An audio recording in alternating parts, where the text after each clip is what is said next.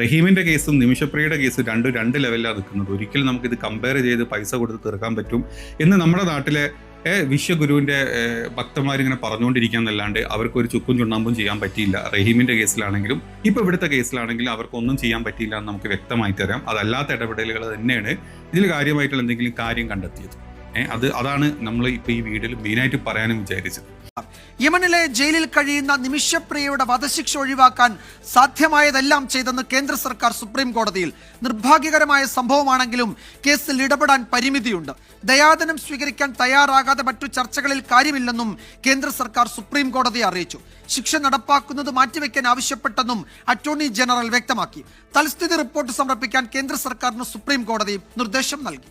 നമ്മുടെ യമൻ ഭരിക്കുന്നത് ഹൂത്തികളാണെന്ന് എല്ലാവർക്കും അറിയാലോ അല്ലേ.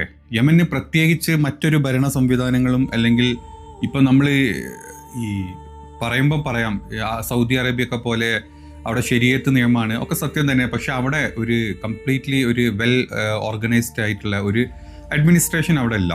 അവിടെ ഹൂത്തികളാണ് ഭരിക്കുന്നത്. കാലങ്ങളായിട്ട് വർഷങ്ങളായിട്ട് യുദ്ധം നടന്നുകൊണ്ടിരിക്കുന്നു. അതും പല സ്ഥലങ്ങളിലോട്ടായിട്ട് യുദ്ധം നടന്നുകൊണ്ടിരിക്കുന്നു. അങ്ങനെ ഒരു സ്ഥലത്ത് ഒരു നയതന്ത്രപരമായിട്ട് പ്രത്യേകിച്ച് ഒരു സ്കോപ്പും അല്ലെങ്കിൽ ഹോൾഡും ഇല്ലാത്ത നമ്മുടെ കേന്ദ്ര സർക്കാരുണ്ട്. അതുകൊണ്ട് തന്നെ ഈ നിമിഷപ്രിയയുടെ കേസ് വരുന്ന സമയത്ത് കേന്ദ്ര സർക്കാരിന് നയതന്ത്രപരമായിട്ട് ഒരുപാട് ഇടപെട്ട് ഈ പറഞ്ഞ ആളെ മോചിപ്പിക്കാനോ അതല്ലെങ്കിൽ മറ്റു തരത്തിലുള്ള ഒരു ഈ എന്താ പറയുക വധശിക്ഷ സ്റ്റോപ്പ് ചെയ്യാനോ ഒക്കെ ഒരുപാട് പരിമിതികളുണ്ട്. അത് നമ്മൾ എത്ര പേർക്ക് അറിയും എന്നുള്ളത് അറിഞ്ഞുകൂടാ. കാരണം നമുക്കറിയാം ഹൂത്തികളാണ് ഭരിക്കുന്നത്. ഇപ്പോൾ ഹൂത്തികൾ ഇന്ത്യൻ അഡ്മിനിസ്ട്രേഷനുമായിട്ട് അത്ര അടുത്ത ഒരാളുകളൊന്നുമല്ല. അവർ എപ്പോഴും ഇപ്പം കണ്ടുകൊണ്ടിരിക്കുന്ന യുദ്ധം തന്നെ അവർ ഇസ്രായേലിനെതിരെ യുദ്ധം ചെയ്ത് പലസ്തീനെ സപ്പോർട്ട് ചെയ്യുന്ന ആളുകളാണ്. നമ്മൾ ഇന്ത്യൻ സർക്കാരിൻ്റെ കാര്യം പറഞ്ഞാൽ ഇന്ത്യ എപ്പോഴും ഇസ്രായേലിനെ സപ്പോർട്ട് ചെയ്ത് അമേരിക്കനെ സപ്പോർട്ട് ചെയ്ത് നിൽക്കുന്ന ആളുകളാണ്. പലസ്തീന് വേണ്ടിയിട്ടോ അതല്ലെങ്കിൽ ഗസക്ക് വേണ്ടിയിട്ടോ പ്രത്യേകിച്ച് ഇപ്പോൾ യുഎനിലാണെങ്കിലും മറ്റെവിടുത്തെ ഒരു ഐക്യ സംഘടനകളുടെ വോട്ടിങ്ങിലൊന്നിലും ഇന്ത്യ പങ്കെടുക്കാണ്ട് വിട്ടു നിൽക്കുന്ന ഒരാളുകളാണ്. അതുകൊണ്ടൊക്കെ തന്നെ ഹൂത്തികളുടെ ഇടയിൽ എത്രത്തോളം ഇന്ത്യക്കൊരു ഇൻഫ്ലുവൻസ് ഉണ്ട് എന്നുള്ള കാര്യത്തിൽ ചിന്തിച്ചു കഴിഞ്ഞാൽ കുറച്ച് ബുദ്ധിമുട്ട് തന്നെയാണ്. അത് എത്രത്തോളം നമ്മുടെ നാട്ടിലെ സംഘികൾ അത് സമ്മതിച്ചു തരുമെന്ന് സമ്മതിച്ചു തരില്ല എന്ന് പറഞ്ഞാൽ സത്യാവസ്ഥ ഇതാണെന്നുള്ളത് നമ്മൾ മനസ്സിലായി. എനിക്ക് ഓർമ്മയുണ്ട്, നമ്മൾ അബ്ദുൾ റഹീമിൻ്റെ കാര്യം വന്ന സമയത്ത് നമ്മൾ തന്നെ 1, 2, 3 വീഡിയോ ചെയ്തിട്ടുണ്ട്. അബ്ദുൾ റഹീം നേരിട്ട് സംസാരിച്ച് അവിടെ നടക്കുന്ന കാര്യങ്ങൾ, ജയിലത്തെ കാര്യങ്ങൾ നമ്മൾ പറഞ്ഞിട്ടുണ്ട്. അങ്ങനെ കുറേ കാര്യങ്ങൾ നമ്മൾ അന്ന് ചെയ്തിരുന്നു. അന്ന് നമ്മൾ ആ ചെയ്ത വീഡിയോയുടെ ഒക്കെ താഴെ വന്നിട്ട് അതല്ലെങ്കിൽ ആ വീഡിയോയുടെ നമ്മുടെന്നല്ല അന്ന് ചെയ്ത ആരൊക്കെ വീഡിയോ ചെയ്തിരുന്നു അതിൻ്റെ ഒക്കെ താഴെ വന്നിട്ട് ഒരുപാട് സംഘക്കൂട്ടങ്ങൾ വന്ന് പറഞ്ഞിരുന്നു ഈ പൈസ മുക്കിയതാണ്, അവിടെ അങ്ങനത്തെ വിധികളൊന്നുമില്ല, നമ്മുടെ സർക്കാർ നമ്മുടെ വിശ്വഗുരുവായിട്ടുള്ള മോദിജി ത്രൂ പോയിരുന്നെങ്കിൽ അബ്ദുൾ റഹീം എന്ന് വീട്ടിലിരുന്നേനെ, അത് ചെയ്തേനെ, ഇത് ചെയ്തേനെ എന്നൊക്കെ നമ്മൾ അന്നേ കേട്ടതാണ് അല്ലേ. നമ്മുടെ നാട്ടിലെ ചില പ്രത്യേക സംഘിണി കൂട്ടങ്ങളും മറ്റ് ചില പ്രത്യേക സംഘ മിത്രങ്ങളൊക്കെ പല വീഡിയോസും പല ചാനലുകളിലും സംഘ ചാനലുകളിലൊക്കെ വന്നിരുന്നിട്ട് വാതോരാണ്ട് സംസാരിച്ചിരുന്നു. മോദിജി അവിടെ പോയി ഇപ്പോൾ റഹീമിനെ നേരെ റൂമിലോട്ട് വിളിച്ചു കൊണ്ടുവന്നതിനെന്നുള്ള രീതിയിലായിരുന്നു സംസാരങ്ങൾ. അപ്പോൾ നമ്മൾ വിചാരിച്ചു അത് കഴിഞ്ഞിപ്പോൾ നമ്മൾ ഈ നിമിഷപ്രിയയുടെ കേസ് വന്ന സമയത്ത് നമ്മൾ വിചാരിച്ചു കിട്ടി, മോദിജി ഇറങ്ങിയിട്ടുണ്ട്, അതല്ലെങ്കിൽ നമ്മുടെ കേന്ദ്ര സർക്കാർ ഇതിന് വേണ്ടി ഇറങ്ങിയിട്ടുണ്ട്, ഇറാൻ ത്രൂ നമ്മൾ ട്രൈ ചെയ്യുന്നുണ്ട്, നമ്മൾ ഡയറക്റ്റ് ഹൂത്തികളായിട്ട് ട്രൈ ചെയ്യുന്നുണ്ട്, മറ്റ് ഔട്ട്സൈഡ് സംഘടനകളുമായിട്ട് നമ്മൾ ട്രൈ ചെയ്യുന്നുണ്ട്. പക്ഷേ ഒന്നും എവിടെ എത്തിയില്ല. നാളെ കഴിഞ്ഞ് മറ്റന്നാളാണ് വധശിക്ഷ നടപ്പാക്കുന്നത്. എന്നിട്ട് സുപ്രീം കോടതിയിലോട്ട് ഹർജിക്കാർ പോകുന്നു. ഇതിനെപ്പറ്റി കേന്ദ്ര സർക്കാരിൻ്റെ ഇൻഫ്ലുവൻസ് ചെയ്യണം അല്ലെങ്കിൽ അവരോട് വീണ്ടും ഇടപെടണമെന്ന് പറയുന്നു. അങ്ങനെ ഇടപെടാൻ പറഞ്ഞ സമയത്താണ് ഇപ്പം നമ്മൾ ഈ ന്യൂസിൽ കേട്ടത് ഈ ഇടപെടൽ ഒരു പരിധിയുണ്ട്, ഒരു പരിധിയുടെ മേലോട്ട് ഒരു നയതന്ത്രപരമായിട്ടുള്ള ഇടപെടൽ നമ്മുടെ കേന്ദ്ര സർക്കാരിന് ബുദ്ധിമുട്ടുണ്ട്. മാക്സിമം അവർ ട്രൈ ചെയ്യുന്നത് ഈ 16 ഇന്ന് കഴിഞ്ഞ് നാളെ ഉള്ള ഈ വധശിക്ഷ എങ്കിലും സ്റ്റോപ്പ് ചെയ്യുക. ആ സമയം കൊണ്ട് മറ്റു തരത്തിൽ ഔട്ട്സൈഡ് നമ്മൾ റഹീമിൻ്റെ പറഞ്ഞ പോലെ തന്നെ ഒരു ദിയാദനം കൊടുത്തിട്ട് എങ്ങനെയെങ്കിലും ബാക്കി ഈ കുടുംബത്തിന് ഇതിൽ നിന്ന് പിന്തിരിപ്പിച്ചിട്ട് സ്റ്റോപ്പ് ചെയ്യുക. അതായത് വധശിക്ഷ സ്റ്റോപ്പ് ചെയ്യുക എന്നുള്ളതേ ഇപ്പോൾ ചെയ്യാൻ പറ്റുള്ളൂ. ഇപ്പോൾ അവിടുത്തെ ഹൂത്തികളുടെ ഈ ഒരു എന്താ പറയുക കോർട്ട് എന്ത് വിധിയാണോ വിധിക്കുന്നത് നമുക്കറിയാൻ പറ്റില്ല. അത് ചിലപ്പോൾ ജീവപര്യന്തമായിരിക്കാം, എന്ത് വേണമെങ്കിലും ആയിരിക്കാം. അപ്പം ഈ തലാലിൻ്റെ കുടുംബവുമായി സംസാരിച്ച് കഴിഞ്ഞിട്ട് വധശിക്ഷ സ്റ്റോപ്പ് ചെയ്യുക എന്നുള്ളത് മാത്രമേ ഇപ്പം ആർക്കും ചെയ്യാൻ പറ്റുന്ന ഒരവസ്ഥയുള്ളൂ. അതല്ലാണ്ട് പി കാന്തപുരം ഉസ്താദും അതുപോലെ മറ്റ് പല ആളുകളും ഇൻഡയറക്റ്റ് ആയിട്ട്, അതായത് നമ്മുടെ കേന്ദ്ര സർക്കാർ അല്ലാതെ ട്രൈ ചെയ്യുന്നുണ്ട് വധശിക്ഷ സ്റ്റോപ്പ് ചെയ്യാൻ. അപ്പം നല്ലത് വരട്ടെ, നല്ലത് നടക്കട്ടെ. എന്താണോ ആ ഒരു നല്ല വാർത്തക്ക് വേണ്ടിയിട്ട് നമുക്ക് കാത്തിരിക്കാം. ഞാനിപ്പോൾ ഇതിവിടെ വന്ന് പറയാനുള്ള കാരണം, ഞാൻ ഇതുവരെ ഈ ഒരു ന്യൂസ് ചെയ്തിട്ടേ ഉണ്ടായിരുന്നില്ല. കാരണം നമുക്കറിയാം ഈ നിമിഷപ്രിയയുടെ ഒരു കാര്യം, അബ്ദുൾ റഹീമിൻ്റെ ഒരു കാര്യം നമുക്ക് എടുക്കാം. ഈ 2 കാര്യങ്ങളാണല്ലോ നമ്മളിപ്പോൾ റീസെൻ്റ്ലി നമ്മുടെ നാട്ടിലത്തെ ഇതുപോലെ അവിടെ പോയിട്ട് ഈ ഒരു കൊലക്കുറ്റത്തിന് ജയിലിലായ 2 പേരുടെ കഥകൾ. നിമിഷപ്രിയയുടെ കഥ എന്ന് പറഞ്ഞു കഴിഞ്ഞാൽ അവിടെ ചെല്ലുന്നു, 2008 അവിടെ ചെല്ലുന്നു, 2011 വരെ വർക്ക് ചെയ്യുന്നു. അത് കഴിഞ്ഞ് സ്വന്തമായിട്ടൊരു ക്ലിനിക്ക് സ്റ്റാർട്ട് ചെയ്യാൻ ട്രൈ ചെയ്യുന്നു. ഹസ്ബൻഡും അവിടെ ഉണ്ടായിരുന്നു. അത് കഴിഞ്ഞ് പണം കണ്ടെത്താൻ അവർ തിരിച്ച് നാട്ടിലോട്ട് വരുന്നു. അവരെ കൂടെ സഹായിക്കാം എന്ന് പറഞ്ഞിട്ടുള്ള, അവരുടെ സ്പോൺസർ ആവാം എന്ന് പറഞ്ഞിട്ടുള്ള ഒരു തലാൽ എന്ന് പറഞ്ഞ ഒരു യമൻ പൗരൻ കൂടെ വരുന്നു. ഇവിടെ ഒരു മാസം നിന്ന് അവർ തിരിച്ചു പോകുന്നു. പണമൊക്കെ കണ്ടെത്തി അവിടെ പോയി ഒരു ക്ലിനിക്ക് തുടങ്ങുന്നു. ക്ലിനിക്ക് തുടങ്ങിയ സമയത്ത് മറ്റ് ക്ലിനിക്കിൽ മുമ്പ് വർക്ക് ചെയ്ത ക്ലിനിക്കിലെ ആളുകൾ ഇവിടെ വന്ന് പ്രശ്നങ്ങൾ ഉണ്ടാക്കുന്നു. അപ്പോൾ അവർക്ക് ഒരു ഷെയർ കൊടുക്കാം എന്നുള്ള രീതിയിൽ ഒരു പത്രികയിൽ അവർ സൈൻ ചെയ്യുന്നു, അറബിയിൽ എഴുതിയിരുന്നത്. കുറച്ച് കഴിയുമ്പോഴാണ് അറിയുന്നത് ഈ പത്രികയിൽ 30% മറ്റ് ക്ലിനിക്കിനും ബാക്കിയുള്ള 60%-ഓളം ഓഹരി ഈ തലാൽ എന്ന് പറഞ്ഞ അവനുമാണ് എഴുതി വെച്ചിട്ടുള്ളത്. അതിനുശേഷം ഇവൻ സ്ഥിരമായിട്ട് ക്ലിനിക്കിൽ വരുന്നു, കാശെടുത്ത് കൊണ്ടുപോകുന്നു. അവിടെയുള്ള ആളുകളോടൊക്കെ പറയുന്നു, ഞാൻ നിമിഷപ്രിയനെ കല്യാണം കഴിച്ചിട്ടുണ്ട്, ഞങ്ങൾ ഒരുമിച്ചുള്ള ഫോട്ടോസ്, നാട്ടിൽ വന്ന സമയത്ത് എടുത്ത ഫോട്ടോസ് അവൻ കാണിക്കുന്നു. അതിനെതിരെ നിമിഷപ്രിയ കേസിൽ പോകുന്നു, പോലീസ് സ്റ്റേഷനിലോട്ട് പോകുന്നു, കോടതിയിൽ പോകുന്നു. അപ്പം വ്യാജമായിട്ട് നിർമ്മിച്ചിട്ടുള്ള ഒരു കല്യാണ ഉടമ്പടി തലാല് കാണിക്കുന്നു. അതോടുകൂടി നിർബന്ധത്തിന് വഴങ്ങേണ്ടി വരുന്നു. അതിനുശേഷം ശരിക്കും കല്യാണം അവിടുന്ന് കഴിക്കുന്നു, കൂടെ ജീവിക്കുന്നു. തലാല് പല പ്രകൃതി വിരുദ്ധ ലൈംഗിക പ്രക്രിയകളിൽ ഏർപ്പെടാൻ ഇവരെ പ്രേരിപ്പിക്കുന്നു. അല്ലെങ്കിൽ തലാലിൻ്റെ ഫ്രണ്ട്സിനെയും ബാക്കിയുള്ളവരെയും വീട്ടിലോട്ട് കൂട്ടിക്കൊണ്ടുവന്ന് ഇവരെ ലൈംഗികമായി പീഡിപ്പിക്കാൻ ട്രൈ ചെയ്യുന്നു. ഇവരെ അവിടെ നിന്ന് ഓടിപ്പോകുന്നു. അങ്ങനെ ഒരു പീക്ക് ലെവലിൽ എത്തിയപ്പോൾ സഹിക്കാൻ പറ്റാണ്ട് തലാലിന് ഒരു മഴക്ക് ഗുളിക ഏതോ ഒരു ഇത് പറയുന്നുണ്ട്, ഒരു ഡ്രഗ് പറയുന്നുണ്ട്, കൺട്രോൾഡ് ഡ്രഗ് അടിച്ച് അയാൾക്ക് വേറെന്തോ അസുഖത്തിന് വേണ്ടി അടിക്കുന്നു. അതിൻ്റെ ഡോസ് കൂടി ആൾ മരിക്കുന്നു. മരിച്ചു കഴിഞ്ഞപ്പം അയാളെ കഷ്ണങ്ങളാക്കി വീടിൻ്റെ മേലുള്ള ടാങ്കിൽ അതായത് വാട്ടർ ടാങ്കിൽ ഒളിപ്പിക്കുന്നു. അങ്ങനെ അവിടുന്ന് രക്ഷപ്പെടാൻ നോക്കുന്ന സമയത്ത് ബോർഡറിൽ വെച്ച് പോലീസ് പിടിക്കുന്നു. ഇവരെ കൂടെ സഹായത്തിനുണ്ടായിരുന്ന മറ്റൊരു ലേഡി, അവരെയും പോലീസ് പിടിക്കുന്നു. അവരുടെ ശിക്ഷ ജീവപര്യന്തമാക്കി അവർക്ക് ശിക്ഷ വിധിക്കുന്നു. നിമിഷപ്രിയക്ക് ജയിലിലിട്ടതാ ഇപ്പം വധശിക്ഷയിലൊക്കെ വിധിക്കുന്നു. ഇതാണ് നിമിഷപ്രിയയുടെ സ്റ്റോറി. അതുപോലെ തന്നെ റഹീമിൻ്റെ സ്റ്റോറി നമുക്കറിയാം. ഇതുപോലെ തന്നെ നാട്ടിൽ ബുദ്ധിമുട്ടായിട്ട് ഡ്രൈവറായിട്ട് സൗദിയിലോട്ട് പോകുന്നു, റിയാദിലോട്ട് പോകുന്നു. അവിടെ ഒരു വീട്ടിൽ സുഖമില്ലാത്തൊരു കുട്ടിനെ, ഒരു സെറിബ്രൽ പാൾസി വന്നിട്ടുള്ള ഒരു കുട്ടിനെ നോക്കുക എന്നുള്ളതായിരുന്നു. അതും ശ്വാസകോശ ബുദ്ധിമുട്ടുകളൊക്കെ ഉള്ള, എപ്പോഴും ഓക്സിജനിൽ ജീവിക്കുന്ന ഒരു കുട്ടിയായിരുന്നു. കാറിൽ പോകുന്ന സമയത്ത് ഒരു ബ്രേക്ക് ഇടുന്നു, അല്ലെങ്കിൽ എന്തോ അവിടെ സംഭവിച്ച സമയത്ത് ആ ഒരു ഓക്സിജനൊക്കെ പാറിയ ആൾ ശ്വാസം മുട്ടി മരിക്കുന്നു. ഈ കേസിലായിരുന്നു അബ്ദുൾ റഹീമിനെ ജയിലിലിട്ടത്. അങ്ങനെ 10-18 വർഷം ജയിലിൽ കിടക്കുന്നു. അങ്ങനെ അവസാനത്തോട്ട് ഇപ്പം നിമിഷപ്രിയയോട് പറഞ്ഞ പോലെ തന്നെ വധശിക്ഷ എന്നുള്ള ഒരു സ്ഥലത്തിലോട്ട് ഇതെത്തുന്നു. ആ എത്തിയ സമയത്താണ് പത്രങ്ങളിലും എല്ലായിടത്തും നമ്മൾ അറിഞ്ഞു. ബോബി ചെമ്മണ്ണൂരുടെ ഒരു ക്യാമ്പയിൻ തന്നെ സ്റ്റാർട്ട് ചെയ്തു. ബാക്കിയുള്ള നാട്ടുകാരും വീട്ടുകാരും നമ്മുടെ മലയാളികളും മൊത്തം അകമഴിഞ്ഞ് ആ ഒരു ഫാമിലിയായിട്ട് സംസാരിച്ച് 34 കോടിയോളം ദിയാധനം അവർക്ക് വേണമെന്ന് പറഞ്ഞ് നമ്മളത് കൊടുക്കുന്നു. ഈ വധശിക്ഷ അത് സ്റ്റോപ്പ് ചെയ്യുന്നു. അതിൻ്റെയൊക്കെ പത്രവാർത്തകളൊക്കെ ഒരുപാട് വന്നിട്ടുണ്ട്. ആ സമയത്താണ് നമ്മുടെ നാട്ടിലെ പല സംഘികളും വന്ന് നേരിട്ട് നമ്മുടെ മോദിജി ഇറങ്ങിയിരുന്നെങ്കിൽ ഇത് പണ്ടേ തീർത്തനെ, ഇതായിരുന്നൊക്കെ പറഞ്ഞ കുറേ വെട്ടിച്ച് പോയത്. പിന്നെ അവന്മാരെ നമ്മൾ കണ്ടിട്ടില്ല. ഏതായാലും റഹീമിൻ്റെ കേസ് കഴിഞ്ഞ 2 ആഴ്ച മുമ്പ് നമ്മൾ വീണ്ടും പ്രോസിക്യൂഷൻ, അതായത് നമുക്കറിയാം കുടുംബം വധശിക്ഷ വേണ്ടെന്ന് പറഞ്ഞെങ്കിലും ആ നാട്ടിലെ നിയമം എങ്ങനെയാണെന്നുള്ള അറിയാം. അവർ വീണ്ടും ഇതുപോലെ നമുക്കിതിലും കൂടുതൽ ശിക്ഷ കൊടുക്കണം, നമ്മുടെ നാട്ടിൽ വന്ന് ഇങ്ങനെ സംഭവിച്ചതല്ല എന്നുള്ള രീതിയിൽ അവർ മേൽക്കോടതിയിൽ പോകുന്നു. കോടതി വ്യക്തമായിട്ട് പറയുന്നു, ഇല്ല 20 വർഷം ആൾക്കുള്ള ശിക്ഷ, അത് കഴിഞ്ഞ ആളെ പുറത്തു വിടുമെന്ന് പറഞ്ഞാൽ ആ കേസ് അവിടെ അങ്ങനെയാണ് നിൽക്കുന്നത്. ഇനി വേണമെങ്കിൽ റഹീമിൻ്റെ വക്കീലിന് അപ്പീലിന് പോവാം. അതായത് ഇപ്പം തന്നെ വിട്ടുതരണം, ഇനി 1 വർഷം കൂടെ കാത്തുനിന്ന് 20 ആവേണ്ട കാര്യമില്ല, അതിൻ്റെ മുമ്പ് തന്നെ വിട്ടുതരാനുള്ള രീതിയിൽ അപ്പീലിന് പോവാം എന്നുള്ള രീതിയിലാണ്. ഏതായാലും വധശിക്ഷ അവിടെ ഇല്ല. വിത്തിൻ 1 ഇയറിൽ ആളിന് അവിടുത്തെ ശിക്ഷാ കാലാവധി കഴിഞ്ഞ് തിരിച്ചു വരാം. ഇതാണ് ഈ 2 കേസുകൾ. ഈ 2 കേസുകൾ തമ്മിൽ ഒരുപാട് വ്യത്യാസമുണ്ട്, ഒരുപാട് ഇതുണ്ട്. ഇത് മനഃപൂർവ്വമല്ലാത്ത ഒരു മേർഡറാണ് റഹീമിൻ്റെ കാര്യത്തിൽ. അതുകൊണ്ട് തന്നെയാണ് ഇപ്പം അങ്ങനെയുള്ളൊരു കേസ് വിധിയിലോട്ട് വന്നത്.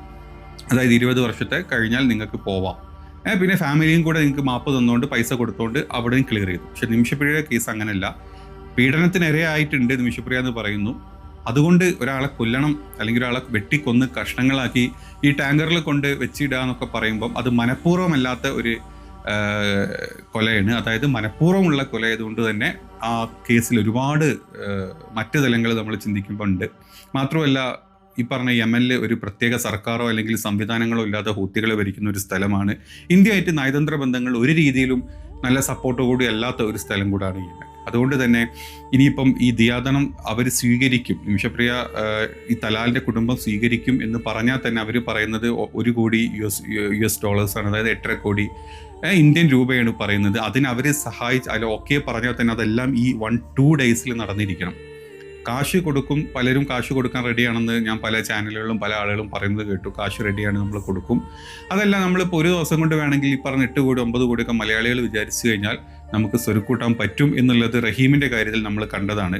ഇനി അതൊക്കെ കഴിഞ്ഞ് ഇപ്പം ഇന്ന് രാവിലെ ഒരു പേപ്പറിലൊരു ആഡ് കണ്ടു. റഹീമിൻ്റെ കുടുംബം അവരുടെ കയ്യിൽ ബാക്കി വന്ന പൈസ കൊടുക്കാൻ റെഡിയാണ്. അവരെ ആ വേണ്ട രീതിയിൽ അപ്രോച്ച് ചെയ്ത് ആ 2 കമ്മിറ്റി ഉണ്ട്, നാട്ടിലൊരു കമ്മിറ്റി, ഗൾഫിലെ റിയാദ് കമ്മിറ്റി ഉണ്ട്. ഈ 2 കമ്മിറ്റിയോടെ സംസാരിച്ച് ബാങ്കിലുള്ള പൈസ കൊടുക്കാനും അവരും റെഡിയാണ് എന്നുള്ള രീതിയിൽ വാർത്ത കണ്ടു. അതിൻ്റെ ജസ്റ്റ് ഒരു പോഷൻ ഞാൻ അവിടെ വെക്കുന്നുണ്ട്. ആദ്യം മാപ്പ് കൊടുക്കാൻ തയ്യാറായിട്ടുണ്ടോ എന്നാണ് നമുക്ക് അറിയേണ്ടത്. നിങ്ങൾക്ക് വല്ല വിവരമുണ്ടോ ആ വിഷയത്തിൽ? പത്രക്കാരെന്നുള്ള നിങ്ങളാണ് അറിയേണ്ടത്. അപ്പോൾ അങ്ങനെ ഉണ്ടെങ്കിൽ തീർച്ചയായിട്ടും ഞങ്ങൾ അതിനൊരു പോസിറ്റീവായിട്ട് ഞങ്ങളതൊരു ഷെയർ അതിലുണ്ടാവും എന്നാണ് ഞങ്ങൾ ഉദ്ദേശിച്ചത്. ഞങ്ങൾ നേരത്തെ കമ്മിറ്റി കൂടി ധാരണയിലെത്തിയിട്ടുള്ളൂ. നമ്മളെ സംബന്ധിച്ച് 2 കമ്മിറ്റി ഉണ്ട്. ഒന്ന് ലീഗൽ അഡ്വൈസറി ബോർഡ് ട്രസ്റ്റ് എന്നുണ്ട്, നാട്ടിൽ പ്രവർത്തിക്കുന്നുണ്ട്. അവരാണ് പണമൊക്കെ പിരിച്ചുണ്ടാക്കിയത്. അതുപോലെ ഗൾഫിലും ഇതിന് കമ്മിറ്റി ഉണ്ട്. അപ്പോൾ ഈ 2 കമ്മിറ്റിയൊന്ന് കൂടി ചേർന്ന് ഇരുന്നിട്ട് വേണം ബാക്കി കാര്യങ്ങൾ ചെയ്യാമെന്നാണ് പറയുന്നത്. ഒറ്റക്കൊരു അഭിപ്രായം പറയാൻ പാടില്ലല്ലോ. അപ്പോൾ ഈ വാർത്തയിൽ പറഞ്ഞ ഇതാണെങ്കിൽ ആദ്യം നിന്നുള്ളൊരു എമൗണ്ട് അവർ കൊടുക്കും, അല്ലെങ്കിൽ ആ കമ്മിറ്റിക്കാർ കൂടി കൊടുക്കും എന്നൊക്കെയാണ് പറയുന്നത്. അത് അറിയില്ല കേട്ടോ, അത് എത്രത്തോളം ഇതാണെന്നുള്ളത്. അത് ഇതിലവിടെ നിൽക്കട്ടെ, അതല്ല ഇവിടുത്തെ കാര്യം. ഈ പറഞ്ഞ ഒരു ദിവസത്തിനുള്ളിൽ ഈ കുടുംബം അതിനെ അക്സെപ്റ്റ് ചെയ്ത് ആ കുടുംബം ത്രൂ അല്ലെങ്കിൽ ഇതിൻ്റെ ഒരു കമ്മിറ്റി ഉണ്ടെങ്കിൽ അവർ അവിടുത്തെ കോടതിയിൽ അത് സബ്മിറ്റ് ചെയ്ത് ഈ ശിക്ഷാവിധി സ്റ്റോപ്പ് ചെയ്ത് അത് ക്ലിയർ ചെയ്ത് പിന്നെ അവിടെ നിന്ന് അങ്ങോട്ടുള്ള ജീവപര്യന്തോ അല്ലെങ്കിൽ 20 വർഷമോ 14 വർഷമോ എങ്ങനെയാണോ ഹൂത്തികളുടെ നിയമം അവർ പറയുന്നത് അവിടുത്തെ, അതുപോലെ അത് മുന്നോട്ട് കൊണ്ടുപോവുക എന്നുള്ള രീതിയിലോട്ടായിരിക്കും ഇതിനെ ചെയ്യാൻ പറ്റുന്ന ഒരേ ഒരു കാര്യം ഇപ്പോഴത്തെ ഈ ഒരു ടേമിൽ. നമ്മുടെ സുപ്രീം കോടതി ഇടപെട്ടു. സുപ്രീം കോടതി ഇപ്പം എന്ന് പറഞ്ഞത് എത്രയും പെട്ടെന്ന് കേന്ദ്ര സർക്കാരിനോട് ഇതുവരെ നടന്നിട്ടുള്ള ഡെവലപ്മെൻറ്റ്സ് എന്താണെന്നുള്ളത് കോടതിയിൽ അറിയിക്കുക. അടുത്ത വിധി കൂടുന്നത് വെള്ളിയാഴ്ചയാണ്. പക്ഷേ വെള്ളിയാഴ്ചൻ്റെ മുമ്പ് വ്യാഴാഴ്ച ബുധനാഴ്ചയാണ് ഈ വധശിക്ഷ നടപ്പാക്കുന്നത് അവിടുത്തെ കോടതി പറഞ്ഞത്. അപ്പം ആ ദിവസത്തിൻ്റെ ഇടയ്ക്ക് എന്ത് നടക്കും, അല്ലെങ്കിൽ കോടതി ഇനി വെള്ളിയാഴ്ച സുപ്രീം കോടതി കൂടി കാര്യങ്ങൾ പറയുന്നതിന് മുമ്പ് ഇവിടെ വധശിക്ഷ നടത്തിക്കഴിഞ്ഞാൽ പിന്നെ അതിൻ്റെ ഒക്കെ എത്രത്തോളം അതിൻ്റെ ഒരു കോറിലേഷൻ ഇത്രയെന്ന് മനസ്സിലാവുന്നില്ല. ഈ മൊത്തം ഈ വിധികളെയും ഈ സംസ്ഥാനങ്ങളുടെ ഈ നമ്മുടെ ഇടപെടൽ, കോടതിയുടെ ഇടപെടലും അതുപോലെ തന്നെ കേന്ദ്ര സർക്കാരിൻ്റെ ഇടപെടലും എത്രത്തോളം നമുക്ക് കോറിലേറ്റ് ചെയ്യാൻ പറ്റുമെന്ന് അറിയില്ല. എന്താണെങ്കിലും അവിടെയാണ് ഇപ്പോൾ ഈ സംഭവങ്ങൾ എത്തിയിരിക്കുന്നത്. അപ്പം ഇതിൻ്റെ ഇടയിൽ വേറെയും കുറേ ആൾക്കാർ കമൻറ്റുകളായിട്ടുമൊക്കെ എനിക്ക് കുറേ കമൻറ്റുകൾ ഇട്ടു, എനിക്ക് കുറേ മെസ്സേജ് ഇട്ടു. അതെന്താ റഹീമിന് പിരിച്ചു കിട്ടിയ ബാക്കി പൈസൻ്റെ കൊടുത്തൂടെ, അത് കൊടുത്ത് അവർ ഇറക്കിക്കൂടെ എന്നൊക്കെ ചോദിച്ചു. ഇന്നലെ ബോബി ചെമ്മണ്ണൂരിൻ്റെ ഇടയ്ക്ക് വന്ന് 1 കോടി ഞാൻ തരാൻ റെഡിയാണെന്ന് പറഞ്ഞിട്ടുള്ളൊരു പോർഷൻ കണ്ടു. ഇത് ആദ്യം മനസ്സിലാക്കേണ്ടത്, ഇത് റഹീമിന് ബാക്കി കിട്ടിയ കാശ് കൊടുക്കുക അല്ലെങ്കിൽ ബോബി ചെമ്മണ്ണൂർ പോയി അവിടെ കാശ് കൊടുക്കുക, കുറേ ആൾക്കാർ കാശ് കൊടുക്കുക എന്നുള്ളതല്ല. ഈ തലാലിൻ്റെ കുടുംബം ഇതിന് അക്സെപ്റ്റ് ചെയ്യുന്നുണ്ടോ, അതോ ആരോ ഏജന്റുമാർ ഇതിൻ്റെ ഇടയിൽ വല്ലതും നിന്ന് വെറുതെ പറഞ്ഞൊരു എമൗണ്ട് ആണോ ഇത് 8 കോടി എന്നുള്ളത്? കറക്റ്റിൽ അവരിത് ഇടപെട്ടുന്നുണ്ടോ, അവരിത് ഓക്കെ ആണോ, അവർ മാപ്പ് കൊടുക്കുക, ഈ എമൗണ്ട് ഇത് ധനം കിട്ടിക്കഴിഞ്ഞാൽ മാപ്പ് കൊടുത്തു കഴിഞ്ഞാൽ അത് വിത്തിൻ 1-2 ഡേയ്സിൽ നടക്കുക എന്നുള്ള കാര്യങ്ങളാണ് നമ്മൾ ചിന്തിക്കേണ്ടത്. അല്ലാണ്ട് വെറുതെ കുറേ പൈസ കൊണ്ട് പിരിച്ചുകൊണ്ടോ അല്ലെങ്കിൽ പൈസ അവിടെ കൊണ്ട് കൊടുത്തോണ്ടോ ഒന്നും തീരുന്നുള്ളതിന് ഒരു ഉറപ്പുമില്ല.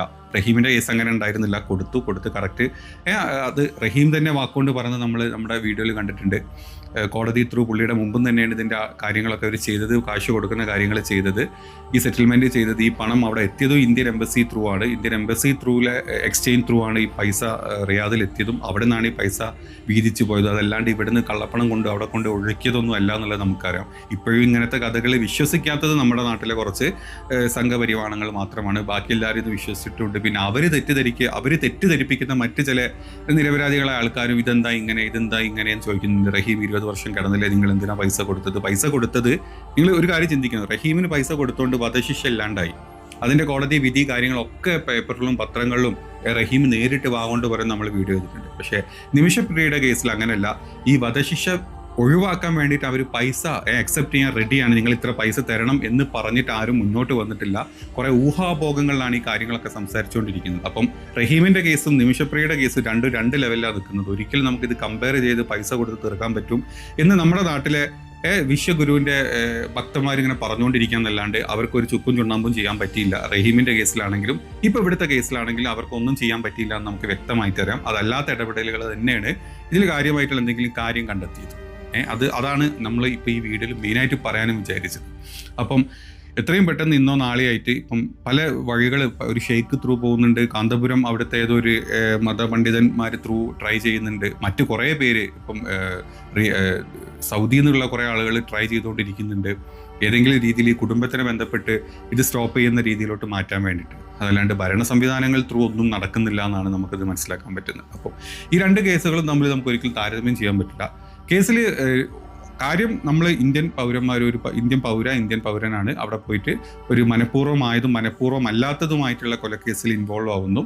അവിടെ ഈ പറഞ്ഞ പോലെ തന്നെ കോടതി ഇടപെടുന്നു, കുടുംബം ഇടപെടുന്നു, കേസ് ഈ പറഞ്ഞ വധശിക്ഷയിലോട്ട് വരുന്നു. ഒരു കേസ് അവിടെ നിന്ന് തള്ളിപ്പോകുന്നു, സ്റ്റോപ്പ് ചെയ്യുന്നു, അത് ജീവപര്യന്തമായിട്ട് ആളെ 20 വർഷത്തിന് ശേഷം വിടുന്നു. നിമിഷപ്രിയയുടെ കേസ് ആ ഫാമിലിയുടെ അവിടെ സ്റ്റക്കായിട്ട് നിൽക്കുകയാണ്. അവർ പൈസ അക്സെപ്റ്റ് ചെയ്താൽ എങ്ങനെ അവർ കേസ് സ്റ്റോപ്പ് ചെയ്യുമോ എന്നുള്ളത് അവിടെയാണ് ഇപ്പോൾ സ്റ്റക്കായി നിൽക്കുന്നത്. ഇതാണ് ഈ രണ്ട് കേസിലുള്ള പ്രധാന വ്യത്യാസങ്ങൾ എന്ന് ഞാൻ മനസ്സിലാക്കുന്നത്. ഇനി അതല്ല നിങ്ങളുടെ അഭിപ്രായങ്ങൾ ഉണ്ടെങ്കിൽ ഒന്ന് കമൻറ്റ് ചെയ്യുക, നമുക്ക് കാണാം ആർക്കൊക്കെ എങ്ങനെയൊക്കെയാണ് കാര്യങ്ങൾ മനസ്സുകൊണ്ട് മനസ്സിലാക്കി വെച്ചിരിക്കുന്നത് എന്നുള്ളത്. എന്താണെങ്കിലും ഈ 1-2 ദിവസത്തിൽ ഒരു പോസിറ്റീവായിട്ടുള്ള ഒരു കാര്യം നടക്കട്ടെ. അവരുടെ ശിക്ഷ ഇല്ലാണ്ടാക്കി അവർക്ക് ഏത് രീതിയിലാണോ ഇവിടുന്ന് അങ്ങോട്ടുള്ള മറ്റ് ശിക്ഷകൾ എന്നുള്ളതിലോട്ട് നമ്മൾ മനസ്സിലാക്കി അവരെ മോചിപ്പിക്കാൻ പറ്റുമെങ്കിൽ അങ്ങനെ മോചിപ്പിക്കാൻ പറ്റട്ടെ.